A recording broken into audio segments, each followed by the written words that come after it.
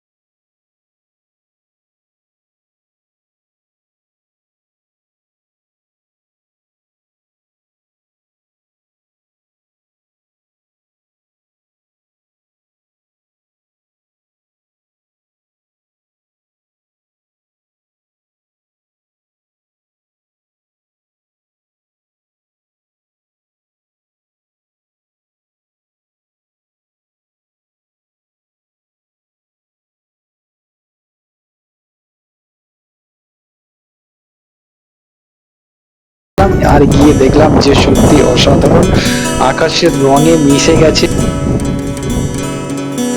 এই স্টেশনের দুপাশে রয়েছে চাষের জমি, আর মাঝখান দিয়ে বয়ে গেছে ট্রেন লাইন, আর তার মাঝে রয়েছে এই অপূর্ব এক স্টেশন, যার গল্প আমি মাতলা স্টেশন, চাঁদখালি স্টেশন নামে পরিচিত। আর আমাদের সঙ্গে দেখো কারা চলে এসে, কেমন লাগছে জায়গাটা? সত্যি খুবই ভালো লাগছে। আজকে নতুন জায়গায় এসে আমরা অন্য অন্য জায়গায় অনেক সময় ভিডিওটা করি বা অনেক রিলস বানাই, ফটোশ্যুট করি। তো আজকের মাত্রা স্টেশনে এসে আমাদের সত্যি করে খুবই ভালো লাগছে। তো তোমরা যে যে আসুন এখানে, প্লিজ তোমরা এখানে আসো, আনন্দ করো। আমরা যেভাবে আনন্দ করছি তোমরা প্লিজ, বিশেষ করে অশোক ভাইয়ের আইডিয়াটা তোমরা লাইক কমেন্ট শেয়ার করো, ভাইয়ের পাশে দেখো।